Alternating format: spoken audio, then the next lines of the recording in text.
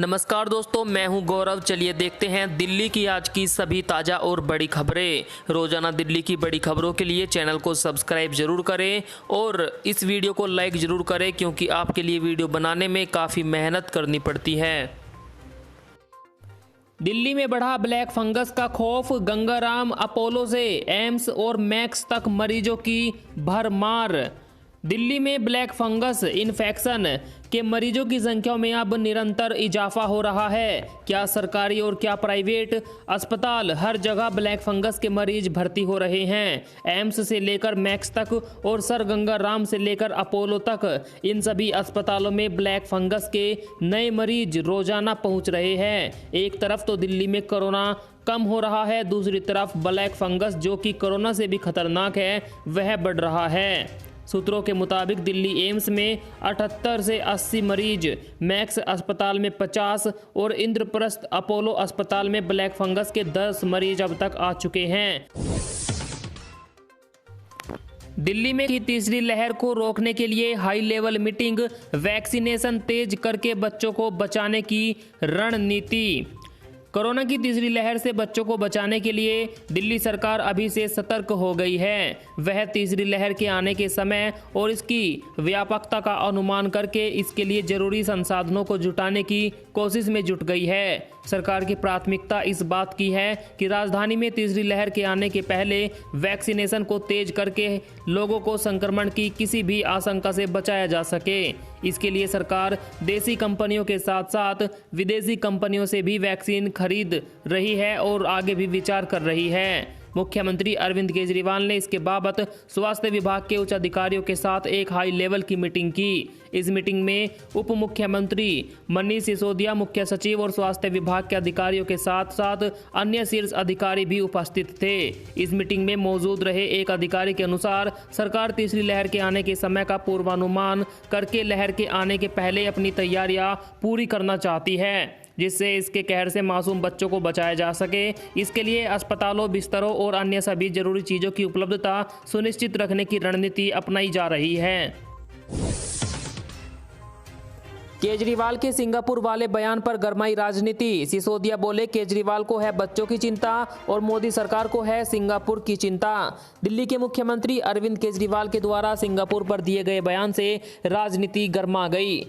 अरविंद केजरीवाल ने कहा था कि सिंगापुर में एक भयानक वायरस फैला हुआ है जिससे बच्चों को काफ़ी खतरा है। इसीलिए केजरीवाल भारतीय सरकार से अपील की थी कि सिंगापुर के साथ सभी फ्लाइट, हवाई उड़ानें रद्द कर दे, क्योंकि अगर यह वायरस भारत में आ गया सिंगापुर से तो बच्चों की ज़िंदगी खतरे में पड़ जाएगी। केजरीवाल के इस बयान से सिंगापुर नाराज हो गया और उसने भारतीय सरकार से नाराज़गी जाहिर की, जिस पर भारतीय सरकार ने सफाई देते हुए कहा कि अरविंद केजरीवाल को भारत की तरफ से कोई भी बयान देने का अधिकार नहीं है, इसीलिए केजरीवाल के बयान पर गौर न की जाए। इस पर सिसोदिया ने कहा कि सरकार को अभी भी सिंगापुर की चिंता है, जबकि केजरीवाल को भारतीय बच्चों की चिंता है। दिल्ली में 44 कोरोना मरीज मिले, 260 लोगों की मौत, संक्रमण दर गिरने का सिलसिला जारी, 7% से नीचे पहुंचा पॉजिटिविटी रेट। कोरोना संक्रमण की दर में गिरावट से दिल्ली ने राहत की सांस ली है। बीते 24 घंटों में कोरोना संक्रमण के 4,480 नए मामले सामने आए और इस बीमारी की वजह से 260 लोगों की मौत हो गई। आपको बता दें, 9,403 मरीज बीते 24 घंटों में ठीक होकर अपने घर गए। संक्रमण दर 7% से नीचे आ गई है। अब तक दिल्ली में यह बीमारी 22,111 मरीजों की जान ले चुकी है। दिल्ली सरकार की रिपोर्ट के मुताबिक कुल 65,004 कोरोना संक्रमण मरीजों की जांच की गई थी। इनमें से संक्रमण की दर 6.89% आई, यानी कि 7% से भी कम पॉजिटिविटी रेट है। साफ साफ कहे तो 100 में से 7 लोग कोरोना संक्रमित पाए जा रहे हैं। राहुल गांधी का केंद्र सरकार पर निशाना, वैक्सीन कम हो रही है, मौतें बढ़ रही है, सरकार की नीति है ध्यान हटाओ, तथ्य छुपाओ। भारत में पिछले कुछ दिनों में कोरोना के दैनिक मामलों में कमी दर्ज हुई है, लेकिन मौतों की संख्या कम होने का नाम नहीं ले रही है। वहीं दूसरी तरफ देश के कई राज्य वैक्सीन की भारी कमी का सामना कर रहे हैं। देश में चल रही वैक्सीन की भारी कमी के बीच कांग्रेस नेता राहुल गांधी ने मोदी सरकार पर निशाना साधा। बढ़ा। राहुल गांधी ने कहा कि वैक्सीन कम होती जा रही है और कोविड मृत्यु बढ़ती जा रही है। केंद्र सरकार की नीति ध्यान भटकाओ, झूठ फैलाओ, शोर मचाकर तथ्य छुपाओ। इसके साथ राहुल गांधी ने एक ग्राफ भी पोस्ट किया जिसमें देश में वैक्सीन में निरंतर कमी को दर्शाया गया है।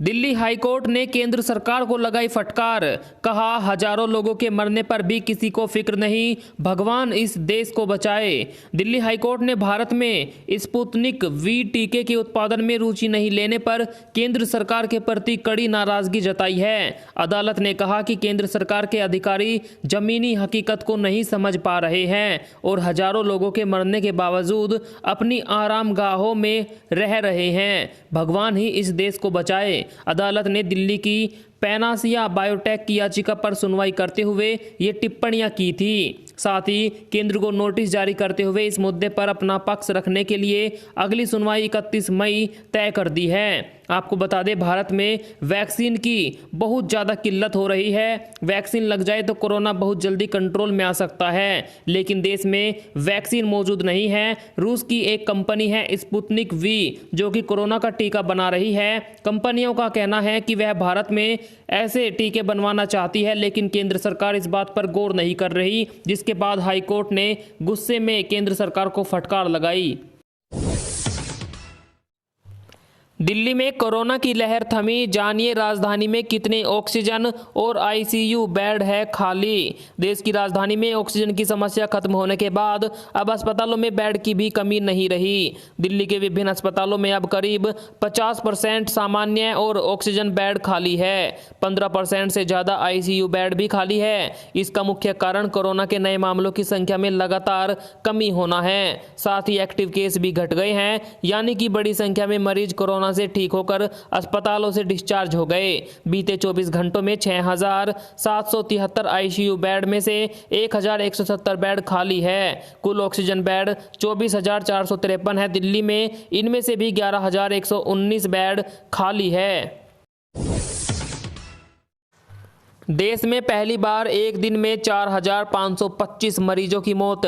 भारत में कोरोना संक्रमितों के मौत के आंकड़े टेंशन पैदा कर रहे हैं। बीते 24 घंटों में देश में एक दिन में सर्वाधिक 4,525 लोगों की मौत हो गई, जो अब तक की सर्वाधिक संख्या है। पिछले 24 घंटों में कोरोना के 2,67,174 नए मामले सामने आए हैं, जो कि कल के मुकाबलों के करीब 5,000 केस अधिक है। एक दिन पहले 2,63,000 मरीज मिले थे, 5,000 बढ़ गए और मौतों की संख्या भी कम होकर 4,340 दर्ज की गई थी, लेकिन मौतों का आंकड़ा भी बढ़ गया है।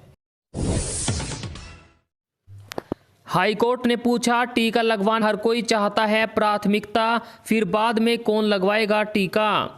हाईकोर्ट ने कहा कि दिल्ली में यह चलन बन गया है कि कभी भी लोग अदालत में याचिका दायर करके टीकाकरण में प्राथमिकता मांगने लगते हैं। यदि सभी को पहले टीका लगा दिया जाएगा तो फिर बाद में टीका किसको लगेगा। सरकार की अपनी खुद की भी प्राथमिकताएं हैं। अदालत ने कोविड-19 रोधी विदेशी टीकों के क्लिनिकल ट्रायल से छूट देने और टीकाकरण में पहली खुराक ले चुके लोगों को प्राथमिकता देने के लिए दायर याचिका पर सुनवाई से इनकार करते हुए टिप्पणी की। अदालत ने स्पष्ट किया कि सरकार के नीतिगत मामलों में हस्तक्षेप नहीं किया जा सकता।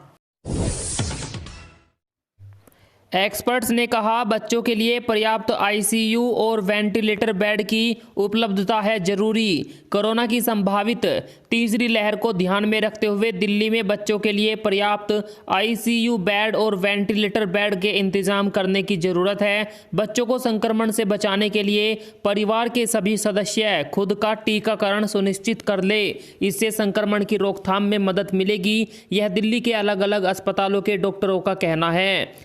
एक्सपर्ट्स डॉक्टर ने कहा है कि जो तीसरी लहर है उसमें बताया जा रहा है बच्चों को ज़्यादा खतरा है, इसीलिए हमें बच्चों के लिए अलग से आईसीयू और वेंटिलेटर बेड बनवाने पड़ेंगे, क्योंकि बड़ों के लिए बेड अलग होते हैं, बच्चों के लिए अलग होते हैं। आपको बता दें कि ऐसा कहा जा रहा है तीसरी लहर में बच्चों को ज़्यादा खतरा है। साथ ही डॉक्टरों ने ये भी कहा कि अगर बच्चों के घर वाले कोरोना का टीका लगवा लेते हैं तो उससे बच्चों में खतरा कम हो जाएगा।